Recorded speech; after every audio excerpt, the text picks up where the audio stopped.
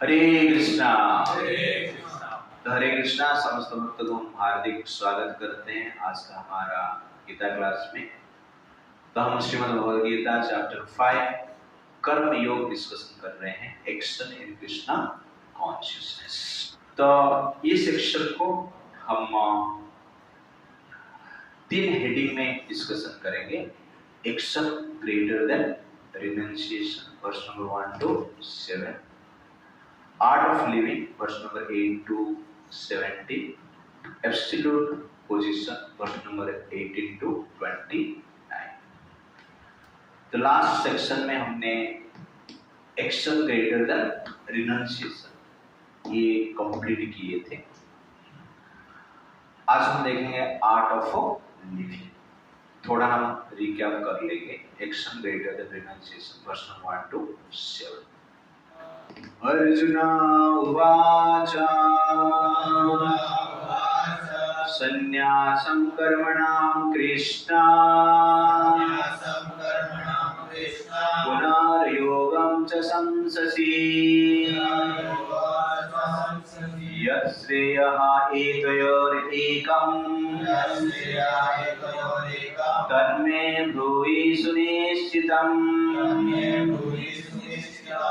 Arjuna said, "O Krishna, first of all you asked me to renounce work, and then again you recommended work with a devotion. Now will you kindly tell me definitely which of the two is more beneficial?"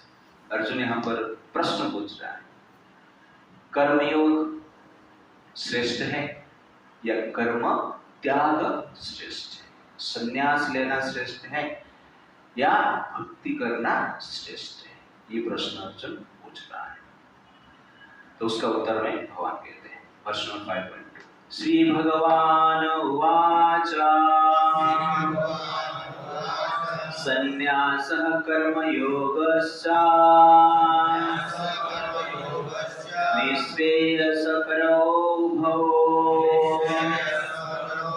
तयोस्तु कर्म संन्यासात् कर्मयोगो विशिष्यते। The person of Godhead replied, the renunciation of work and work in devotion are both good for liberation, but of the two, work in devotional service is better than renunciation of work.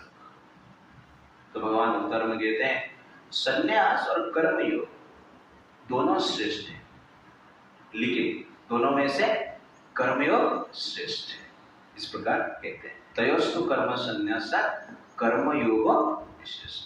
संन्यास लेने से या कर्म को त्याग करने से अच्छा है कर्मयोग कर। Which is better? Which is best?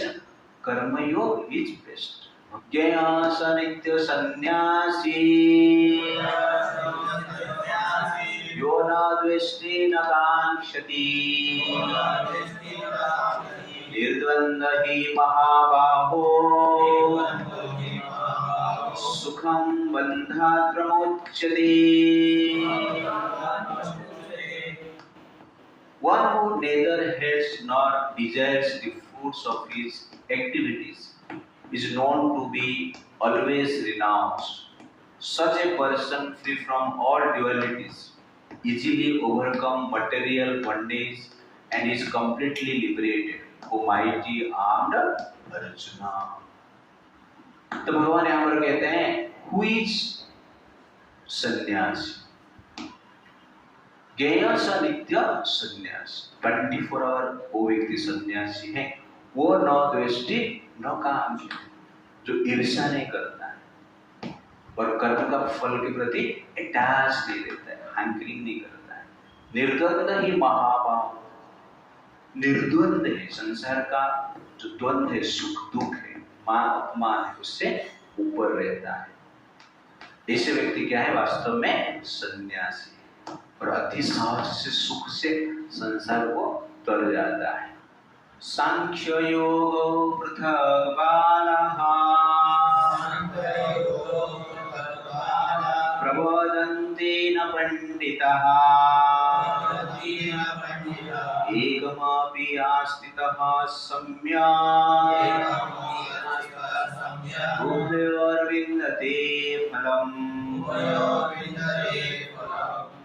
Only the ignorant speak of devotional service, karma yoga, as being different from the analytical study of the material world, Sankhya. Those who are actually learned say that he who applies himself well to one of these paths achieves the results of both. सांख्य योग पृथक वाला प्रबोधन्ति न पंडित। जो पंडित व्यक्ति नहीं, बुद्धिमान नहीं है, वो व्यक्ति जनरली कहते हैं सांख्य योग और कर्म योग, कर्म संन्यास और कर्म करना ये दोनों अलग है। बट बुद्धिमान व्यक्ति जानते हैं कि दोनों में से कोई भी एक को कोई फॉलो करता है तो निश्चित रूप से हाईएस्ट परफेक्शन मिलता है। बट कर्म योग इज बेस्ट, ये भगवान यहाँ पर बताते, पहले ही बता दिए। यत् सांख्यै प्राप्यते स्थानं तद् योगै अपि गम्यते। एकं सांख्यं च योगं च यः पश्यति स पश्यति। One who knows that the position reached by means of analytical study can also be attained by devotional service, and who therefore sees analytical study and devotional service to be on the same level, sees things as they are. तो सांख्य योग और कर्म योग दोनों same destination देते हैं, इसलिए जो व्यक्ति दोनों को एक भाव से देखता है वो व्यक्ति वास्तव में पंडित है और ठीक ठाक जानता है, देख पाता है। संन्यासः तु महाबाहो, संन्यासः तु महाबाहो दुःखमाप्तुम् अयोगतः योगयुक्तो मुनिर्ब्रह्मा न चीरेण अधिगच्छति। तो अर्जुन पूछेगा आप दोनों बोलते हो सेम, दोनों का डेस्टिनेशन भी सेम, दोनों को एक प्रकार से जो देखता है वो व्यक्ति पंडित है, फिर भी आप बोलते हो कि कर्मयोगा श्रेष्ठ, क्यों? This is the answer. Merely renouncing all activities yet not engaging in the devotional service of the Lord cannot make one happy. But a thoughtful person engaged in devotional service can achieve the supreme without delay. संन्यास तो महाबाहु दुखम आप्तुम अयोगतः। जो व्यक्ति संन्यास लेता है उसके लिए क्या है? उपद दुखदायक। लेकिन कर्मयोग जो करते हैं उपद क्या है? सुखदायक है, इजी भी है। उसके साथ साथ क्या है? योग युक्त मुनिर ब्रह्म नचिरेण अधिगच्छति। कर्मयोग करता है, भक्ति योग करता है, अति शीघ्र भगवान को प्राप्त करता है। तो शीघ्र भी प्राप्त होता है और इजी भी है कर्मयोग से। इसलिए कर्मयोग क्या है? कर्म संन्यास से श्रेष्ठ है। तो कर्म संन्यास डिफिकल्ट है, दुखदायक है और अति दीर्घ समय के पश्चात भगवत प्राप्ति होता है, ब्रह्म साक्षात्कार होता है कर्म संन्यास। इसलिए कर्मयोग क्या है? श्रेष्ठ। क्यों? इजी भी है और जल्दी रिजल्ट भी मिलता है। योगयुक्त विशुद्धात्मा, योगयुक्त विशुद्धात्मा विजितात्मा जितेन्द्रियः सर्वभूतात्मा भूतात्मा कुर्वन्नपि न लिप्यते। तो कोई पूछेगा कर्म करेंगे तो बंधन में आ जाएंगे, तो भगवान कहते हैं बंधन में व्यक्ति नहीं आता है, कर्मयोग ठीक भाव से करता है। तो क्या है वो भाव? One who walks in devotion, who is pure soul, who controls his mind and senses, is dear to everyone, and everyone is dear to him. तो always working, such a man never be entangled. योग युक्त विशुद्ध आत्मा, तो कर्म योग करते हैं तो जीवात्मा शुद्ध हो जाता है। क्यों? क्योंकि वो डिटैच रहता है, द्वंद्व से परे रहता है। विजिता आत्मा जितेंद्रिय, वो जनरली क्या है, सेंसेस को कंट्रोल करता है। सर्वभूतात्मा भूतात्मा, अन्य जीव को अति प्रिय, अन्य व्यक्ति को अति प्रिय, इसको ईर्ष्या नहीं करता है, उसको भी कोई ईर्ष्या नहीं करता। इसलिए वो व्यक्ति क्या है, कुर्वन् अपि न लिप्यते, कार्य करता है लेकिन बंधन में नहीं आता है। उसका कार्य ही उसका उद्धार का कारण बन जाता है। तो वर्ष नंबर 1 से लेकर 7 तक भगवान ने एस्टैब्लिश किए कि कर्मयोग क्या है, श्रेष्ठ है, भक्ति योग श्रेष्ठ है। तो कर्मयोग उसको कहते हैं जिसका गोल ब्रह्म में लीन होना है। पर कर्म कृष्ण के लिए जो करते हैं, पर जिसका गोल मुक्ति के पश्चात कृष्ण लोक में जाके कृष्ण का सेवा करना है, उस कर्म को हम क्या कहते हैं, भक्ति कहते हैं, और कुछ डिफरेंस नहीं। तो कर्म योग में एक स्वार्थ रहता है, मुझे ब्रह्म में लीन होना है, और भक्ति योग में स्वार्थ नहीं, मुझे कृष्ण का सेवा करना है इसी संसार में और नेक्स्ट लाइफ में, कोई प्रॉब्लम नहीं। उसको क्या कहते हैं, भक्ति योग कहते हैं। ये दोनों में कर्म करते हैं निस्वार्थ पर भाव से, और इस प्रकार हम कार्य करते हैं तो बंधन में नहीं आते। इसलिए कर्म योग और भक्ति योग कर्म संन्यास से क्या है, श्रेष्ठ है। ये फर्स्ट सेक्शन हमने डिस्कशन किया था, 2 सेशन डिटेल्स उसमें वर्णन किया है। तो फर्स्ट सेक्शन में एक्शन ग्रेटर देन रिनंसिएशन, वर्ष नंबर 1 to 7। तो अर्जुन क्वेश्चन पूछता है, which is better, renunciation better है या कृष्ण कॉन्शियस एक्शन बेटर है, डिवोशनल सर्विस बेटर, कर्मयोग बेटर है? तो भगवान इस दोनों को एक्सप्लेन करते हैं, बताते हैं। रिनंसिएशन का गोल क्या है, लिबरेशन, वर्ष नंबर 2, 4, 5 में बताते हैं। और ये बेटर नहीं है, नॉट बेटर। क्यों? क्योंकि ये इजी नहीं है और पेनफुल नहीं, सहज भी नहीं है और कष्टदायक है ये पथ, इसलिए बेटर नहीं। डेस्टिनेशन मिलता है लेकिन कठिन पथ है और सहज नहीं, इसलिए भगवान क्या बोलते हैं, ये बेटर नहीं। बेटर क्या है, कर्मयोग बेटर है। क्यों? ये भी लिबरेशन देता है, लेकिन बेटर इसलिए है कि इजी है। जो कर्मयोग को फॉलो करता है वो नित्य सन्यासी, इस संसार में ही लिबरेटेड है, बाद में मुक्ति होगा अलग बात है, लेकिन संसार में मुक्त जैसे वो जीता है, आनंददायक है, आनंदित रहता है, ब्लिसफुल, क्विक रिजल्ट मिलता है, easy to purify intelligence, mind and senses, अति सहज से बुद्धि, इंद्रिया और मन शुद्ध होता है, और वो व्यक्ति सबके लिए प्रिय है, dear to all and all dear to him, इसलिए कर्मयोग क्या है, बेटर है।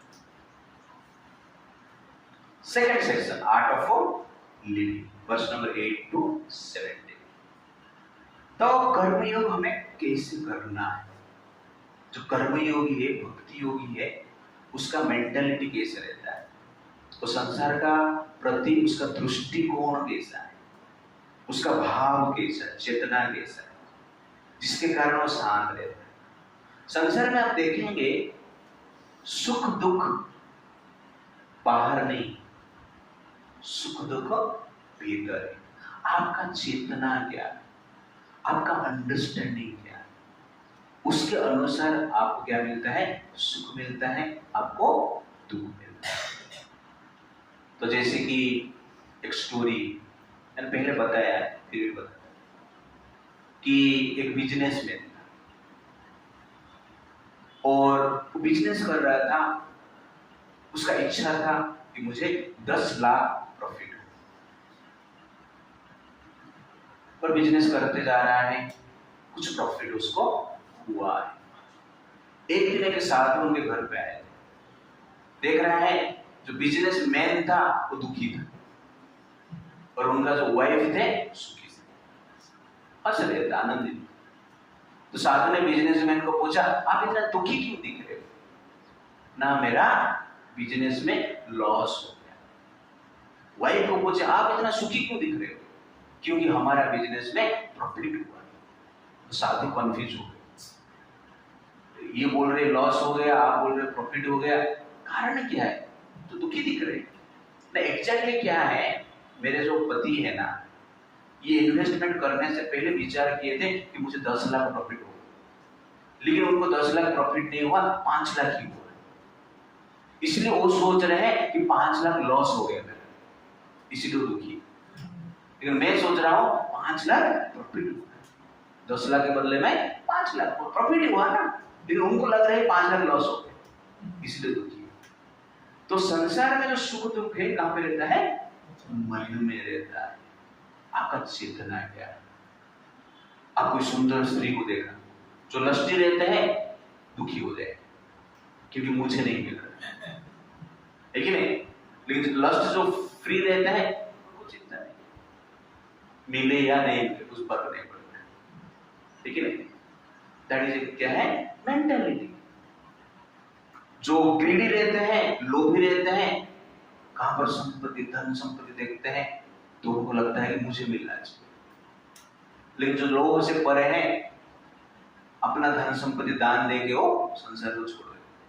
मेंटालिटी और कुछ नहीं। जिसके हृदय में ईर्ष्या रहता है, अन्य का प्रगति देखकर दुखी हो जाता है। लेकिन जो ईर्ष्या से परे है, अन्य का प्रगति देखकर सुखी होते हैं। वो पखाल खाता रहे लेकिन बाकी पनीर खा रहा है, अच्छा वो खा रहा है इसलिए उसको सुख। क्यों? एनिमियसनेस नहीं। संसार में जो सुख दुख क्या है? मेंटालिटी। कोई स्कूल में आता है, प्रसाद मिल गया वो खुश, बाकी कुछ मिले या नहीं। क्यों? प्रसाद के प्रति बैठे। और कोई कोई रहते हैं पूरा कंट्रोल उनको चाहिए, उसमें ही सुखी मिले, सुख मिलेगा। वो कंट्रोल चला जाएगा तो सुख नहीं हो सकता। क्यों? मेंटालिटी। तो इसलिए आपका सुख, आपका दुख, आपका मेंटालिटी है। तो सुख का वास्तव में मेंटालिटी क्या है? साधु का वास्तव में चेतना क्या है? उसका दृष्टिकोण क्या है? जिस दृष्टिकोण के कारण साधु शांत रहता है, सुखी रहता है, द्वंद्व से परे रहता है। वर्ष नंबर 8 to 17 में भगवान बताएंगे साधु का दृष्टिकोण। तो वेरी वेरी इंपॉर्टेंट। एक बार दृष्टिकोण हमें पता चल जाएगा तो हम अपना दृष्टिकोण बदले, चेंज करेंगे और चेंज करने का प्रयास करेंगे जिससे कि हम भी शांत रहें। इसलिए मैं इस सेक्शन को नाम क्या दिया? Art of living. इस प्रकार जीना चाहिए, जीने की कला है। आर्ट ऑफ लिविंग बहुत टॉपिक आप सुने रहेंगे, लेकिन वास्तव में वर्ष नंबर 8 to 17 जो है आर्ट ऑफ लिविंग कैसा है, विल डिस्कस नाउ। वर्ष नंबर 8 to 9। न एव किंचित करोमीति युक्त मन्यते तत्त्ववित् पश्यन् शृण्वन् स्पर्शन् जिघ्रन् अश्नन् गच्छन् श्वसन् श्वसन् प्रलापन् विसृजन् घ्रूणन् उन्मेषन् निमेषन् अपि इंद्रियाणि त्र्यर्थेषु वर्तन्त इति धारयन्। A person in the divine consciousness, although engaged in seeing, hearing, touching, smelling, eating, moving about, sleeping, breathing, always knows within himself that he actually does not nothing at all. Because while speaking, evacuating, receiving, opening or closing his eyes, he always knows that only the material senses are engaged with their objects and that he is aloof from them. ये है understanding.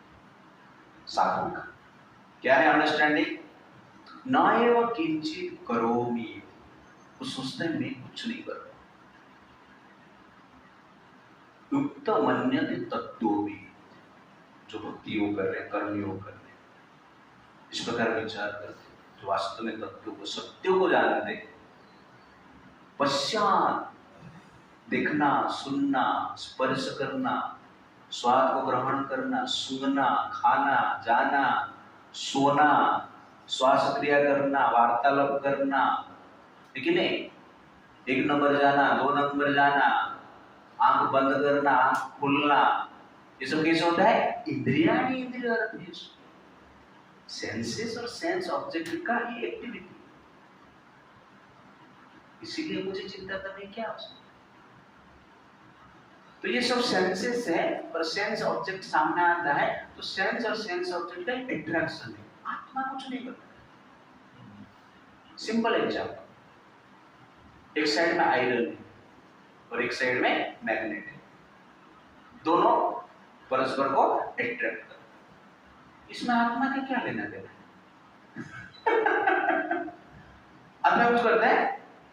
उधर magnet था, उधर iron था, attract. आप magnet लेके घूम रहे हैं और 2 किलोमीटर जा देख रहे हैं कि मैग्नेट में चारों ओर लोहा लगा है। आपने कुछ किया? रास्ते में लोहा तो लग गया उसमें राइट ना? लेकिन आप लोग ने अट्रैक्ट करके लगा दिए, आपने कुछ नहीं किया। ये नेचुरल है, मैग्नेट लोहे को अट्रैक्ट। वैसे ही सब कुछ नेचुरल। मैं कॉलेज जा रहा था, वो आ रही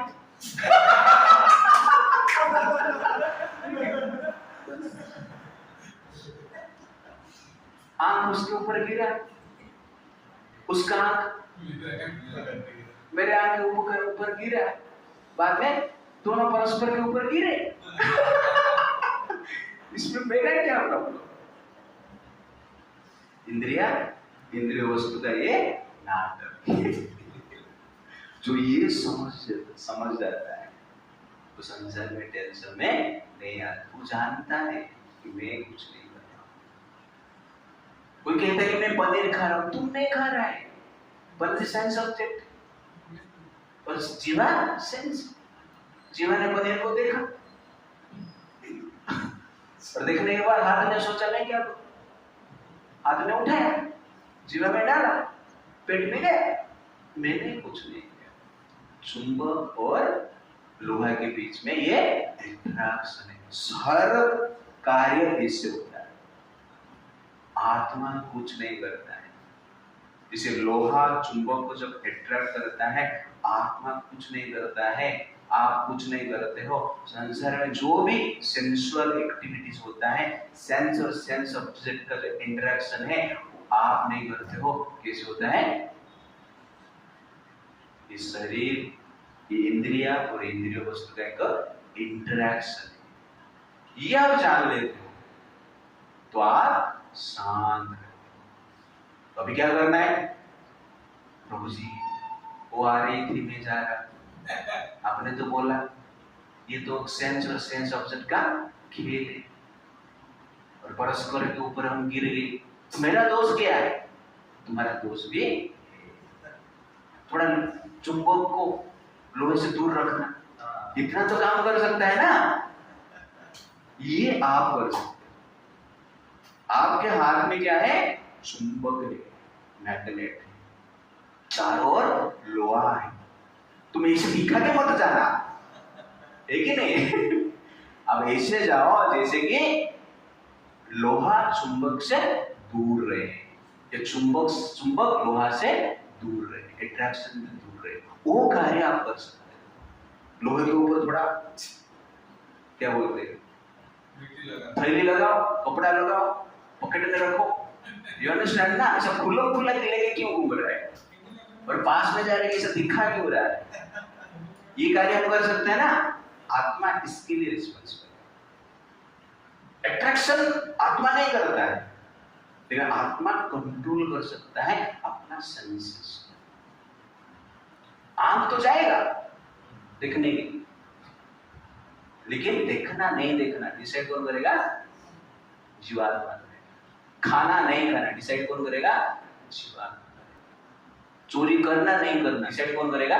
जीवात्मा। ऐसा नहीं प्रभु मेरा मन है सेंस और धन उधार और मन और धन साथ में आ गए तो क्या हो गया? करप्शन हो गई। मन प्लस धन इक्वल टू करप्शन। चलेगा? ऐसे होता है जनरली, बट हमें क्या करना है? मन को कंट्रोल करना है, वो आत्मा करेगा। बट जो एक्टिविटीज होता है ये सेंस और सेंस ऑब्जेक्ट करते हैं। बाहर सेंस ऑब्जेक्ट है, आपके भीतर सेंसेस है, उनका क्या है? इंटरेक्शन है। इसलिए बुद्धिमान व्यक्ति तत्त्वविद युक्त मन्यते तत्त्वविद, उसको कहते हैं बुद्धि। वो व्यक्ति शांत, मान लो हो गया तो भी शांत हो जाए। अब हो गया क्या? यू अंडरस्टैंड ना? रो के कुछ फायदा नहीं, क्योंकि मैंने तो कुछ किया। आंख और सेंस ऑब्जेक्ट का काम, इसलिए मैं डिस्टर्ब नहीं होता, नेक्स्ट टाइम से थोड़ा कंट्रोल करता हूं। ऐसे साधु सोचते हैं, ऐसे साधु सोच कर क्या रहते हैं? फ्रस्ट्रेशन में नहीं रहते और कंट्रोल करते करते पूरा कंट्रोल करते हैं और इंद्रियों को प्यूरिफाई कर लेते हैं। बात तो कहने का अर्थ है कि हम माइंड और सेंसेस को कंट्रोल कर पाएंगे, माइंड और सेंसेस को सेंस ऑब्जेक्ट से दूर रख पाएंगे, अट्रैक्शन से भी बच पाएंगे। लेकिन आपको क्या करना पड़ेगा? आपका मैग्नेट को कंट्रोल करके रखना पड़ेगा, कवर करके रखना पड़ेगा, हार्ड लेयर देना पड़ेगा। You understand the point? तो हार्ड लेयर को ही नॉलेज कहते हैं, वो हार्ड लेयर को ही साधना कहते हैं। तो हार्ड लेयर जो लगता है तो हम अपने आप को कंट्रोल कर पाते हैं। अभी हमारा हार्ड लेयर नहीं, ओपन है वो, तो पावरफुल मैग्नेट दूर से भी आगे लग जाते हैं, लोग चिपक जाते हैं। आप क्या करोगे? इसलिए नॉलेज की आवश्यकता है, साधना की आवश्यकता है, कृपा की आवश्यकता है। इसलिए साधु शांत रहते हैं, सब कुछ जान लेते हैं। ये सब क्या है? सेंस और सेंस ऑब्जेक्ट का खेल है। तो प्रभुपाद जी एग्जाम्पल देते हैं जनरली, वो कहते हैं कि मेरे गुरु महाराज को कोई पूछेगा कि आपको वहां जाना है, आप वहां आएंगे क्या? तो भक्ति सिद्धांत सरस्वती ठाकुर कह देते हैं कृष्ण की इच्छा होगा तो मैं वहां जा सकता। If Krishna will I will go there. If Krishna will, I can do this. If Krishna will, I can take it. ऐसा हो गया। तो कहने का अर्थ है जो साधु है सेंसेस को कैसे यूज करते हैं? कृष्ण की इच्छा के अनुसार। अब कृष्ण की इच्छा के अनुसार सेंसेस के यूज नहीं करेंगे तो सेंसेस ऑटोमेटिकली क्या हो जाएगा? भौतिक चीज के प्रति अट्रैक्ट हो। तो साधु के हाथ सेंसेस के यूज करने की कैपेसिटी है, और यूज भी जब होता है वो भी क्या है? एक सेंस और सेंस ऑब्जेक्ट का अट्रैक्शन ही, लेकिन चॉइस आपके पास है कहां पे यूज करना है, कहां पे यूज नहीं करना है, कौन सा लोहे को अट्रैक्ट करना है और कौन सा लोहे से दूर रहना है। ये दो चॉइस आपके पास है। आप कौन सा सेंस ऑब्जेक्ट को चाहते हो, कौन सा ऑब्जेक्ट को रिजेक्ट करते हो, ये चॉइस जीवात्मा कर सकता है। लेकिन जो एक्टिविटीज हो रहा है लोहे और चुंबक का खेल है, सेंस और सेंस ऑब्जेक्ट का खेल है, ये जानना अत्यंत आवश्यकता है। कभी कभी कोई बोलता है मैं अच्छा कार हूं, लेकिन सिंगिंग कर रहा है और लगता है कि मैं अच्छा गा रहा हूं, अचानक साउंड सिस्टम खराब हो जाता है, आवाज कैसा आता है? फटार आवाज आएगा ना? अच्छा आवाज आता है? नहीं। क्यों? वही साउंड सिस्टम से ही अच्छा आवाज आ रहा है। कुछ समय के बाद साउंड सिस्टम जो खराब हो जाता है बुरे आवाज आता है, तो अच्छा आवाज कहां से आ रहा है? बुरा आवाज कहां से आ रहा है? तो कौन कौन अच्छा गा रहा है? अब अरे नहीं, साउंड सिस्टम रिस्पॉन्सिबल है अच्छी आवाज के लिए और बुरी आवाज के लिए। इको देगा एक प्रकार की आवाज, बास देगा एक प्रकार की आवाज। सब कुछ सिस्टम के ऊपर डिपेंड करता है। सिस्टम खराब है तो आवाज खराब है, सिस्टम अच्छा है ठीक ठाक रेंज है आवाज भी अच्छा है। वैसे ही जो गला एक साउंड सिस्टम, जिसका ये अच्छा है अच्छा गाता है, जिसका ये खराब है ना कितना भी ट्राई कर, उसका इको ज्यादा है बात ज्यादा है, क्या करेगा? गा पाएगा नहीं। साउंड सिस्टम है ये ओरिजिनल साउंड सिस्टम, इसके बारे में बात कर रहा था, इसके बारे में नहीं। इसीलिए जीवात्मा को फ्रस्ट्रेट होने की जरूरत नहीं। मैं गा नहीं पा रहा हूँ प्रभु जी, मेरा ट्यून होता नहीं, एक ट्यून सोच के आता हूँ तो दूसरा ट्यून निकलता है।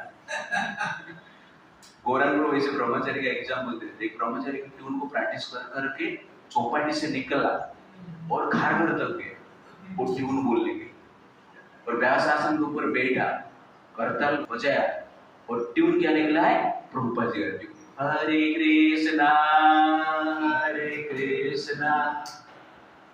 क्यों? साउंड सिस्टम उसमें जैसे बनाया गया है उसी प्रकार की स्वर आएगा, उसी प्रकार की आवाज आएगा। तो आवाज के लिए, स्वर के लिए सोल रिस्पॉन्सिबल नहीं है, आपका गला बोलते हैं, इसको क्या बोलते हैं?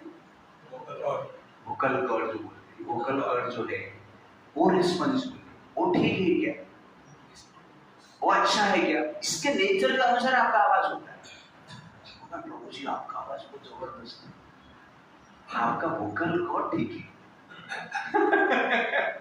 कोई प्रभु बोलेगा मेरा आवाज अच्छा है तो फिर प्रॉब्लम, मेरा वोकल कॉर्ड अच्छा है इसलिए आवाज अच्छा है। कभी कभी सिंगर का जिसका वोकल कॉर्ड भी अच्छा है उनका भी कभी कभी आवाज क्या हो जाता है? खटरा हो जाता है, इधर उधर का आवाज आता है। क्यों खराब हो गया? बोलते ना मुझे गला खराब है, आज सिंगिंग नहीं कर सकता। तो हुई रेस्पॉन्सिबल फॉर सिंगिंग, जीवात्मा या बॉडी? बॉडी। क्यों चिंता करना है? That is the point.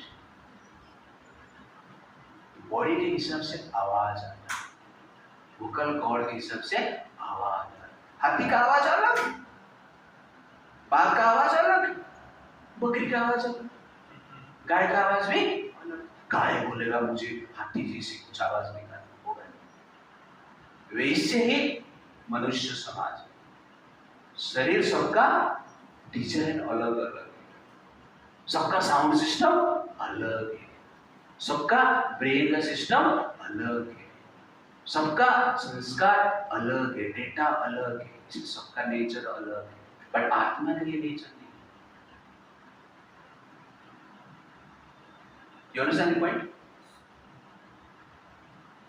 इसीलिए साधु जानते हैं कि इंद्रिय और इंद्रिय वस्तु का ये खेल है, इसलिए यहाँ पर कुछ उतार चढ़ाव होता है, ज्यादा टेंशन लेने की आवश्यकता नहीं है। फ्रस्ट्रेशन में जाना नहीं है कि प्रभु जी मैं अच्छा नहीं गा पा रहा, प्रभु जी मैं अच्छा नहीं बोल पा रहा। मैं गौरव प्रभु एक बार पूछा, प्रभु जी आप इतना अच्छे लेक्चर कैसे देते, इतना इंटेलेक्चुअल लेक्चर कैसे देते, आपका विचार थॉट हमसे अलग है, थोड़ा हटके ही बोलते हो आप, ऐसा क्यों? तो गौरव प्रभु बोले ये पास्ट लाइफ है, पास्ट लाइफ का कर्म का प्रभाव से मैं बोल रहा हूं, डायरेक्ट ऐसे बोल, that is Sadhana. You understand ना? इसलिए हमें टेंशन लेने की जरूरत नहीं है, सबका नेचर अलग है, तो सिस्टम अलग है, और सिस्टम के अनुसार आपका नेचर बनता है, आवाज बनता है। तो ये जो सिस्टम है कर्म को लेकर डिफरेंट एप्लीकेशन अपलोड हुआ है, यहाँ पर इंस्टॉल हुआ है डिफरेंट एप्लीकेशन, उसके अनुसार हमारा नेचर होता है। इसकी टेंशन मत, मैं ये नहीं कर पा रहा, वो नहीं कर पा रहा, ये टेंशन का कारण होता है ना, ये कर पा रहा मैं नहीं कर पा रहा। इसके लिए लोग फ्रस्ट्रेशन में जाते हैं, डिप्रेशन में जाते हैं, इसका नेचर ऐसा क्यों है, क्यों नहीं मानता, क्यों नहीं सुनता है, ऐसा होना चाहिए। समाधान करने का प्रयास कीजिए, नहीं हो रहा है तो सिस्टम है रे, साउंड सिस्टम खराब ही हो गया, चेंज करो उसको। उसको ऐसा घुमाते रहोगे तो कुछ होगा क्या? तो ये साधु जानते हैं इंद्रियों और इंद्रिय वस्तु का खेल है, सेंस और सेंस ऑब्जेक्ट का खेल है। इसके साथ लोग क्या रहते हैं, कोई भी परिस्थिति में शांत रहते हैं, आटोकली नहीं ना। इस प्रकार भाव सा हो, शादी किया, खट्टर गाड़ी में गाड़ी से क्या निकलता है? गाली ही निकलता है। क्यों? गाली का आप इंस्टॉल हुआ है उसमें, तो गाली ही निकलेगा ना, भजन थोड़ी निकलेगा। तो कुछ नहीं कर सकते आप क्या करना पड़ेगा? बैठ के सुनना। तो सबका नेचर अलग है, अपना अपना एप्लीकेशन के अनुसार जीवन में वो अप्लाई करते हैं। आपको क्या करना है? सुन करना है, क्योंकि वो गाइड में आपने बैठे हैं, उसका नेचर के अनुसार आपको अनुभव आएगा, एक्सपीरियंस आएगा, आप कुछ नहीं कर सकते। तो आप कार में बैठे हो तो कार का अनुभव आएगा।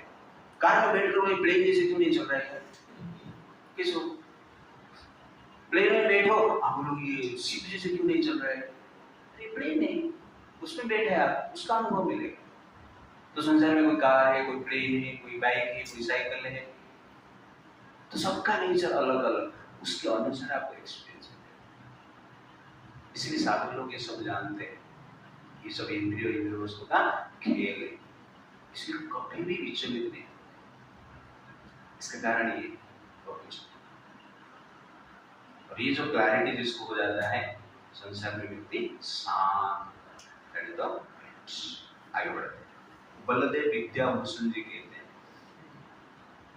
वो कहते हैं यहाँ पर ज्ञानेंद्रिय, कर्मेंद्रिय, प्राण और अंतःकरण, ये चार चीज का वर्णन हुआ है। तो ज्ञानेंद्रिय का कार्य यहाँ पर वर्णन हुआ है, आंख, कान, नाक, त्वचा और जीवा। उसके साथ साथ कर्मेंद्रिय भी, हाथ, पैर, ठीक है, स्पीच 1 नंबर 2 नंबर, इसका भी वर्णन हुआ है। प्राण, ब्रीदिंग का भी वर्णन हुआ है। और उसके साथ साथ क्या है?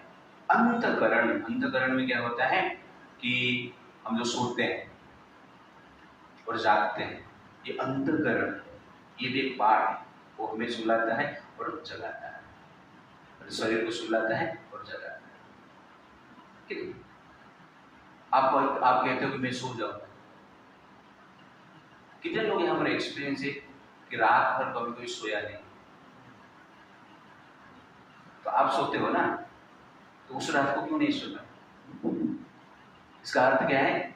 आप सोते नहीं, आपको कोई सुलाता है, शरीर को कोई सुलाता है और शरीर को कोई जगाता है। ये सब सिस्टम का काम और कुछ नहीं। तो ज्ञान इंद्रिय अपना काम कर रहा है, प्राण इंद्रिय अपना काम कर रहा है, कर्म इंद्रिय अपना काम कर रहा है और अंतःकरण अपना काम कर रहा है। कितने लोग आज अनुभव किए कि मैं श्वास ले रहा हूं, श्वास ले रहा हूं करके कॉन्शियस के अनुभव किया, अनुभव एक्सपीरियंस किया है। कोई बोलता है नहीं, बोलता है बिना बोल के, वही तो मैं पूछ रहा हूँ। एक्सपीरियंस किया है क्या आपने? नहीं, वो तो किया है, बाकी समय पे किया है? किया है तो कितना किया वो? कितना लिया है? नहीं लिया। तो श्वास हम लेते हैं, लेकिन अनुभव नहीं, मतलब क्या है? हम श्वास नहीं ले रहे, सिस्टम का। हार्ट चलता है ना, आप चलाते हो अपने आप, जब खराब हो जाता है पता चलता है इसका हार्ट अटैक हो गया है, पैरालिसिस हो गया, ओके ना? जब चलता है पता नहीं चलता है, खराब होने के बाद पता चलता है। तो खराब होना वो भी सिस्टम का प्रॉब्लम है, चलना भी सिस्टम का सिस्टम है। उसे खराब हो गया करके चिंता मत करो, पर चल रहा है करके भी चिंता मत करो। क्या चिंता करने का? भगवान का, और कुछ नहीं। किडनी चलता है अपने, सब चल रहा है। किडनी स्टोन हो जाता है, पता चलता है किडनी खराब हो गया यार, ऑपरेशन करना पड़ेगा, ये करना पड़ेगा, वो करना पड़ेगा, चिंता ज्यादा है, किडनी खराब हुआ, सिस्टम का प्रॉब्लम, किडनी भी चल रहा है, सिस्टम का ही सिस्टम है, इसलिए ज्यादा टेंशन लेने की जरूरत नहीं है। बाल आप बढ़ाते हो, मैंने बाल बढ़ाया है, अपने आप बढ़ता है, सिस्टम है। आप बाल बढ़ाते नहीं हो, और बाल आप भी काटते नहीं हो, दूसरा आदमी काटता है, हाथ से काटता है, बिना हाथ से बाल काट के दिखाओ। तो बाल बढ़ना सिस्टम का काम, बाल काटना भी सिस्टम का काम। मेरा दांत निकल गया, अपने आप निकल गया, सिस्टम खराब हो गया। बच्चे का दांत निकलता है एक बार, तो किससे निकलता है? बच्चा निकलता है, नहीं, सिस्टम है। और दांत आना मेरा आ गया, आपने आने के लिए कुछ किया, अपने आप सिस्टम। डाइजेशन आप करते हो, अपने आप होता है। जो खाना में आप नहीं खाते हो, सिस्टम ही खाता है। तो जो ये चीज समझ जाता है कि साइंस को, वो व्यक्ति क्या है, शांत रहता है। This is called art of living. तो ये सोचकर व्यक्ति एक्टिविटी तो करता है, इंद्रिय और इंद्रिय वस्तु का इंटरेक्शन है, ये खेल है, सेंस और सेंस ऑफ द, ये जानता है। फिर भी जो साधु है वो कर्म करते हैं। ऐसा नहीं चुंबक को लेके घर पे सो गए और लोहा के लग गए, नहीं, तो चुंबक का यूज भी करते हैं, संसार में घूमते हैं, कार्य भी करते हैं, और अच्छे कार्य भी करते हैं। क्या उसको लगना चाहिए, क्या नहीं लगना चाहिए, किसके प्रति अट्रैक्ट होना चाहिए, किसके प्रति अट्रैक्ट नहीं होना चाहिए, वो निर्णय लेके साधु कार्य करता है। इस प्रकार कार्य कैसे करता है, कहने का अर्थ है भक्तियों कैसे करता है, कर्मों कैसे करता है, कृष्ण के हिसाब से कैसे संसार में जीता है, इंस्ट्रक्शन को फॉलो करते हुए कैसे जीता है। That is verse number 10, analogy to understand reaction free action. भगवान ये कर्म के फल से साधु कैसे बंधता है, उसके लिए एक एनालॉजी देते हैं। 5.10 ब्रह्मणे आधाय कर्माणि संगम त्यक्त्वा करोति यः लिप्यते न स पापेन पद्मपत्रमिवाम्भसा। One who performs his duty without attachment, surrendering the results unto the Supreme Lord, is unaffected by sinful action, as the lotus leaf is untouched by water. साधु संत कर्म कैसे करते हैं, भक्त कैसे कर्म करता है। संसार में भक्त है, गृहस्थ में है, सांसारिक एक्टिविटी करता है, लेकिन कैसे उनको बांधता नहीं है कर्म, उसको समझाने के लिए भगवान एक एग्जाम्पल देते हैं। ब्रह्मणे आधाय कर्माणि, ब्रह्मणे मतलब कृष्ण, ब्रह्म परब्रह्म, उनको समर्पित करके वो कार्य करता है। इसका अर्थ है कि यहां पर सक्सेस और फेलियर कृष्ण का विल से होता है। सक्सेस का फल कृष्ण ही देते हैं और फेलियर का फल कृष्ण ही देते हैं। ये कृष्ण का इच्छा, सफलता कृष्ण का इच्छा है और विफलता कृष्ण का इच्छा है। ये दोनों कृष्ण का इच्छा है। ये सोचकर संगम त्यक्त्वा करोति, डिटैच रहता है। क्यों? क्योंकि कृष्ण की इच्छा के व्यतीत संसार में कुछ होता ही नहीं। इसलिए वो डिटैच रहता है, अपना टेंशन नहीं लेता है। लिप्यते न स पापेन, उसको नहीं पाप नहीं लगता है। कैसे? पद्मपत्रम इवाम्भसा, जैसे कि लोटस फ्लावर का पत्ता है, वो पानी में रहता है लेकिन पानी उसको स्पर्श नहीं कर पाता है, पानी उसको लगता नहीं, भिगाता नहीं, गीला नहीं करता। वैसे ही साधन संसार में पानी में रहते हर प्रकार के कार्य करते हैं, लेकिन वो कार्य उसको बांधता नहीं। क्यों? कारण क्या है? ये लॉ है, ये कृष्ण का लॉ है कि आप वर्ष नंबर 8 और 9 के हिसाब से सब कुछ जानते हो, डिटैच वे में कार्य करते हो। कृष्ण का विल है, सफलता विफलता जानते हो, जानते हुए भी धर्म के अनुसार आप कार्य कर रहे हो, टेंशन नहीं ले रहे हो। ये भाव जो है, जो रखता है, भगवान बोलते हैं मैं उसको रिएक्शन से बचाता हूं। ये लॉ, जितने भी संसार में पत्ता है पानी से गीला हो जाता है। आज केले के पत्ते में हमने प्रसाद लिया ठीक है, पानी उसमें डाला, पूरा लगा था पानी उसमें। लेकिन पद्म पत्र जो है उसमें आप पानी डालेगा ना, लगेगा नहीं, साफ बोलते पानी अलग हो जाएगी, एक साइड में रह जाएगी। देखा कभी आप लोगों ने? हाँ, एक मोती जैसे दिखेगा, चारों ओर घूमता रहेगा, पानी उसमें लगता रहे। केले में ऐसा नहीं, लोटस फ्लावर में ऐसा। साधु जो है पद्म पत्र जैसे, और बाकी लोग केले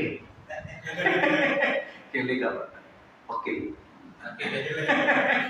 केले और केले गीला हो जाते हैं संसार में, संसार का बंधन में बंध जाते हैं, घुस जाते हैं, पानी उनको लग जाता है, हवा उनको लग जाता है। बोलते ना तुझे हवा लग गई क्या, ऐसा बोलते हैं ना। तो संसार का हवा पानी लग जाता है, उसमें वो इफेक्टेड हो जाता है। क्यों? क्योंकि ये अंडरस्टैंडिंग उसके पास नहीं है, इस चेतना से वो कार्य नहीं कर रहा है। हवा लग गया मतलब दुख में है, पानी लग गया मतलब दुख में है, पानी लग गया मतलब भौतिक सुख में सुख का अनुभव करता है। तब भौतिक सुख में आपको मजा आ रहा है, ये भी सब कुछ है, मतलब आप क्या है? पानी में, बंधन में। भौतिक सुख भी आपको टच नहीं कर रहा है, भौतिक दुख भी आपको टच नहीं कर रहा है, मतलब क्या है? आप किसको टच किया ही नहीं, टच से परे। समझ में आ रहा है? इस संसार में सुख दुख से जो विचलित हो जाता है, मतलब क्या है? बंधन में। मुक्त आत्मा बनाने को पद्म पत्र नहीं, अकेला है, अकेले इस संसार में सफल हो रहा है। ये भाव को डेवलप करना है, और ये भाव को जो डेवलप करता है उसको सुख दुख टच नहीं कर पाता है, स्पर्श नहीं कर पाता है। और स्पर्श नहीं करेगा तो उसको क्यों टेंशन रहेगी? उसमें जो सुख अनुभव करता है उस सुख को कहते हैं दिव्य सुख, और कुछ। तो प्रभुपाद जी एक बार एक बड़े बिजनेसमैन के घर पे गए। तो प्रभुपाद जी उनके शिष्यों के साथ थे, उनका सत्कार अच्छी तरह से बिजनेसमैन किए और अच्छा प्रसाद भी खिलाए, दक्षिणा भी दिए। जाते टाइम बिजनेसमैन ने प्रणाम किया प्रभुपाद जी। बिजनेसमैन बोलता है उनका वाइफ आप ही प्रणाम, बाद में उनके बेटे को बोलता है आप ही प्रणाम, बहू को बोलते हैं आप ही प्रणाम। इसे 10-12 लोग प्रणाम करते हैं। प्रभुपाद जी बाहर आते हैं, अपना शिष्य लोग को देखकर बोलते हैं देखा आपने, सब लोग मुझे प्रणाम करते हैं, this is my sex life. Prabhupada ji means this is transcendental bliss. ऐसा नहीं प्रणाम कर रहे हैं करके प्रभुपाद जी का आनंद मिलता है, ऐसा नहीं है। कहने का अर्थ है हमारा सुख भगवान का सेवा में, उसमें हमें आनंद मिलता है। कोई हमें एप्रिसिएशन करेगा, कोई हमें गाली देगा, उसमें आनंद नहीं चाहिए। स्वाद अस्वाद में हमें आनंद नहीं चाहिए, लाभ और लाभ में आनंद हमें नहीं चाहिए, दुख सुख नहीं चाहिए। तो पद्म पत्र इमामवचन मीन्स कृष्ण का सेवा में, साधना में हमें आनंद होना चाहिए। और कभी होगा? चेतना। वर्ष नंबर 8 और 9 ये भाव में है, उसको क्लैरिटी है आपका, तो आपको सब उस भाव आएगा, वो अंडरस्टैंडिंग आएगा, अदरवाइज वो फीलिंग्स आएगी। एक फीलिंग है, केले का पत्ते को समझ में नहीं आएगा कि पद्म का पत्र में पानी कैसे नहीं लगता है यार। पद्म का पत्र बोला अरे मुझे पानी टच नहीं कर सकता, लेकिन पानी को मैं टच कर सकता। तू पानी को टच कर रहा है और पानी तुझे टच नहीं कर रहा, बोलेगा क्या हो रहा है? वो पानी में डुबकी मार के देखेगा, सब पानी पानी है। कहने का अर्थ है साधु का जो भाव है, साधु का जो सुख है, भौतिक जगत के लोग समझ नहीं पाए। साधु से पछता है कि जगत का लोग का क्या हालत है, ये अकेले हैं ये साधु समझते हैं। अकेला है, साधु को समझ नहीं पाते। ये लोग किससे आनंद में रहते, किससे सुख में रहते। That is पद्मपत्र एवं सी। पद्मपत्र आप देखेंगे ना, पानी में रहता है, पानी से ही पोषण लेता है, फिर पानी उसको टच नहीं कर पाता, खिला नहीं। ठीक उसी प्रकार संसार में भी जीना है, संसार में ही रहना है, संसार में ही कार्य करना है, संसार से ही पोषण लेना है, लेकिन संसार का लाभ अलाभ सुख दुख उत्थान पतन आपको व्यतीत नहीं करना चाहिए। वास्तव में आप सेल्फ रियलाइज हो, व्यतीत नहीं करेगा। क्यों? आप जानते कि इसका खेल है चुंबक का और लोहे का। मैं कुछ नहीं कर रहा हूं। ये क्लैरिटी के साथ हमें क्या करना चाहिए, जीना चाहिए। इसलिए संसार में डिटैच होकर जीना चाहिए। आपने कुछ किया ही नहीं तो क्यों अटैच होना है? बेंगल फाइल आया है, ओके ना, वो फिल्म इतना ज्यादा नहीं चल रहा है, आपको दुख क्यों? आपने कुछ नहीं किया है, देखो या नहीं देखो अलग बात है, आपको दुख क्यों हो रहा है? इसको कहते हैं डिटैच। जब आप बोलते मैंने कुछ किया है, विवेक अग्निहोत्री दुख है, क्यों? वो सोचते मैंने किया है। तो दुख का कारण क्या है? जब हम सोचते हैं कि मैंने किया है, मैंने प्यार किया है, तो आपको बार मिलेगा ही मिलेगा, वार होगा ही। मैंने प्यार किया, पिक्चर देखेगा तो भी दुख होगा। तो कहने का अर्थ है, एक चीज आपको पता है कि संसार में इंद्रियों का खेल है, सेंस ऑब्जेक्ट का खेल है। इस भाव से भाव को क्या कहते हैं? पद्मपत्र एवं सी। सुन रहे ना नितेश जी? हाँ, आज का लेक्चर तुम्हारा जीवन के लिए पूरा। हाँ, करेंगे, बाद में करेंगे। पद्मपत्र जैसे पानी में रहता है, पानी से पोषण ग्रहण करता है, लेकिन गीला नहीं रहता है, ठीक उसी प्रकार ये संसार में रहना है, संसार से पोषण ग्रहण करना है, लेकिन गीला नहीं होना है। मतलब क्या है? कृष्ण के लिए ही कार्य करना है और कृष्ण का विल को एक्सेप्ट करना है। That is the point. तो ये मेंटालिटी हमें क्या करना चाहिए? डेवलप करना चाहिए, तब जाके हम क्या रहेंगे? शांत। अभी ठंडी का सीजन आने वाला है, ओके ना? तो ठंडी का सीजन में आप देखेंगे ना, तिल का तेल, सरसों का तेल, ये जमते नहीं, बैठता नहीं, लेकिन नारियल का तेल बैठ जाता है। क्यों ऐसा? क्यों ऐसा? प्रकृति, उनका नेचर। कितना भी ठंडा हो, सरसों का तेल बैठेगा, नारियल का तेल बैठ जाएगा, थोड़ा सा ठंडा हो गया तो प्रकृति। तो जो भौतिकवादी व्यक्ति रहते हैं, मटेरियल वर्ल्ड के कुछ डिटेल्स एंजॉयमेंट सब कुछ मानते हैं, वो संसार में नारियल से चेंज हो जाता है उनका नेचर समय के अनुसार। कभी बैठ जाते हैं, कभी खुल जाते हैं, एनवायरमेंट के हिसाब से। लेकिन तिल का तेल और सरसों का तेल कुछ भी हो जाए, ठंडा हो या गर्म हो, वो लोग गर्म ही रहे उनको कुछ फर्क नहीं पड़ता। तो ठीक उसी प्रकार जो साधु है, वो क्रोध चेतना में रहते हैं, जानते हैं कि सब इंद्रियों और इंद्रिय वस्तु का खेल है। इसलिए हम ऑडियंस है यार, बैठ के स्टडी, बैठ के पिक्चर हॉल में रोने की क्या आवश्यकता है? ऑडियंस मजा लो ना। नाटक करने वाले एक्टर एंड एक्ट्रेस कर रहे हैं पर्दे में, बहुत परिश्रम किए हैं।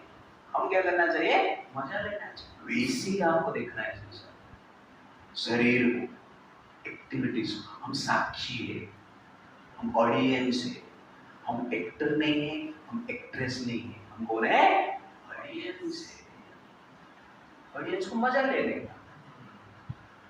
एक्टर और एक्ट्रेस परिश्रम करके वो बनाया है।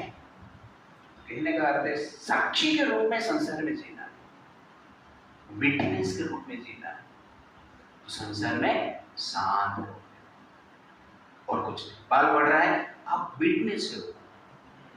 दांत निकल गया है, विटनेस है। पेट में दर्द हो रहा है, आप विटनेस है, आपको दर्द नहीं हो रहा है, सिस्टम का प्रॉब्लम है। क्योंकि आप सिस्टम के भीतर है, इसलिए आपको फीलिंग हो रहा है, लेकिन आपको कुछ नहीं हो रहा है। ये सब जब आप सोचोगे तो अब आपका मन शांत रहेगा। सब लोग आपका हाथ में थोड़ा आपका शरीर को ऐसा चिमटो, जोर से अपने आप देखा, तुम अपने आप एक दूसरे को चिमटो थोड़ा चिमटो, थोड़ा पेन होने दीजिए, अपने आप को करो, अपने आप को करो। हाँ, क्या पेन होने दीजिए, ठीक है, छोड़ो। अभी पेन को थोड़ा अनुभव जो हो रहा है, जिसको पेन का अनुभव नहीं हुआ दूसरा अगला करेगा। अनुभव किया आपने, तो मेरा क्वेश्चन है अभी आपको, किसको पेन हो रहा है? आपको हो रहा है? देखो आपको नहीं हो रहा है, आपका पेन इधर ही हो रहा है, आपको पेन नहीं हो रहा है। साधु संत इसे जानते हैं, कितना भी बड़ा पेन होता है ना, वो इस प्रकार अनुभव करते हैं, मुझे पेन नहीं हो रहा है, इस सिस्टम का प्रॉब्लम। मैं पेन को देख रहा हूँ, जैसे आप देख रहे हो ब्यूटी को देख रहे हो, दारू का बोतल को देख रहे हो, दूध को देख रहे हो, ठीक है नहीं, धन को देख रहे हो, कोई वस्तु को देख रहे हो, ऐसे ही पेन को आप देख रहे हो मन के द्वारा। जो ऐसा भावता है, जो ऐसा सोचता है, संसार में क्या है, शांत रहता है। वास्तव में आप देखो पेन इधर ही हो रहा है, अभी भी होता रहेगा, जोर से चिमटा रहेगा तो राइट ना। तो किसको पेन हो रहा है? आपको या हाथ? एक वहां का एक एजिटेशन है और कुछ नहीं, जो कि आप देख रहे हैं, उसको ही अनुभव है, फीलिंग है, तो ये देख रहे हैं पेन को। आम फीलिंग ब्यूटी का करता है, लेकिन और चेतना जो करता है सुख और दुख का फीलिंग करता है। लेकिन ये शरीर का सिस्टम का ही, सुख जो है सिस्टम का ही, जो फीलिंग सिस्टम से आता है, और दुख जो है सिस्टम। पेन हो रहा है उधर हो रहा है, पर उधर कुछ नहीं हो रहा है, नॉर्मल है। मतलब क्या है, वही सिस्टम है रेस्पॉन्सिबल उसके। ये क्लैरिटी जब आपके पास होता है तो संसार में हम चिंतित नहीं होते। इसलिए हम अब सरसों के तेल जैसे बनना है, तिल का तेल जैसे बनना है, नारियल जैसे नहीं बनना, जो इफेक्ट होता है संसार से। कि ब्रह्म में आधाय कर्म, ब्रह्म के प्रति समर्पित होकर जो कार्य करता है वो व्यक्ति संसार में टेंशन फ्री रहता है। Real meaning of Krishna consciousness, one who knows perfectly well that everything belongs to Krishna, that he is the proprietor of everything, and that therefore everything is to be engaged in the service of the Lord, naturally has nothing to do with the results of his activities, whether virtuous or sinful. सब कुछ भगवान का है, भगवान के लिए use करना है। पाप क्या है, पुण्य क्या है, विचार मत करो। कृष्ण चाहते हैं गर्दन काट, कृष्ण चाहते नहीं है सर झुका। तो ये जान लेता है कभी सर काटना है, कभी सर झुकाना है कि नहीं, और कभी सर उठाना है। किसके लिए? कृष्ण। कृष्ण के लिए सर झुकाना पड़ा, झुकाए, सर उठाना पड़ा, उठाए, और सर काटना पड़ा, काटे। ये जो जानता है सब कुछ कृष्ण है, कृष्ण के लिए सब कुछ हम कर रहे हैं, सब कुछ कृष्ण का है, कृष्ण के लिए करना है। ये क्लैरिटी के साथ जो जीता है वास्तव में वो कृष्ण कॉन्शियसनेस में। How Krishna consciousness free from sin. तो कृष्ण चेतना आपको पाप से कैसे बचा लेता है? कैसे बचा लेता है? Because Krishna is the giver of a result. पाप का फल वो देते हैं, पुण्य का फल भी वो देते हैं। जब हम सब कुछ कृष्ण के लिए करते हैं, क्या फल देंगे? कुछ नहीं देंगे, अपने आप को दे देंगे। That is good. तो कृष्ण को अलग करके आप पाप करते हो तो पाप का रिएक्शन मिलेगा, दंड, कष्ट। कृष्ण को अलग करके जब आप पुण्य करते हो सुख मिलेगा। लेकिन कृष्ण के लिए जहां पर जो आवश्यकता है पाप और पुण्य को कंसीडर न करते हुए हम करते हैं तो हमें रिएक्शन नहीं मिलता है, सुख नहीं मिलता है, दुख नहीं मिलता है। क्या मिलता है? कृष्ण मिलता है। और उस सुख को क्या बोलते हैं? ब्रह्म सुख बोलते हैं। ब्रह्म मिल गया ना। You understand the point? आजकल के जमाने का एग्जाम्पल है, लेकिन कोई मान लो, वैसा क्रॉस एग्जाम्पल दे रहा हूं, ऐसा उल्टा मत लेना। कोई लेडी मान लो, समझाने के लिए, कोई लेडी मान लो बॉस है और बॉस के लिए आप काम कर रहे हो, ओके ना? तो लेडी बोलता है मैं आपको सैलरी नहीं देगा, फिर क्या करो? अपने आप को दे देगा। तो सैलरी का सुख है अलग, लेडी अपने आप को देता है वो भी सुख अलग। You understand the point? So similarly, Krishna.